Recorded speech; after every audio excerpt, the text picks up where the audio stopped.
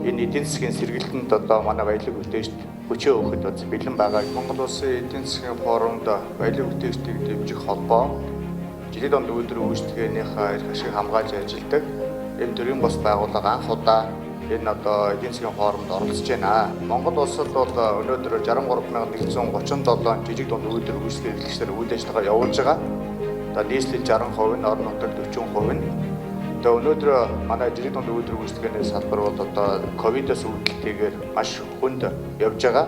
Тийм учраас бид одоо өнөөдөр ганцаараа үйлдвэрлэлээ явуулах биш, хоршиж үйлдвэрлэлээ явуулах мөн одоо томоохон хэмжээний үндэсний том үйлдвэрүүд, уулархай компаниуд маань кластерын системээр жижиг дунд үйлдвэр үйлчлэг эхлэгч нараас бараа бүтээгдэхүүн авч цар тахлын хүнд байгаа үед бол энэ харилцан бие биенээ дэмжиж ажиллах нь маш чухал байна.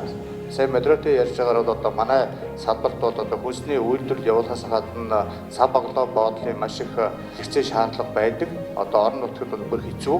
За Улаанбаатарын хувьд одоо сая сүүлийн үед хийлгээл хаагдаад бас улам их хүндрэл бий болж байна. Яагаад гэвэл өөрөө боловсруулах үйлдвэр Монгол улсад бараг байхгүй гэж хэлж болно.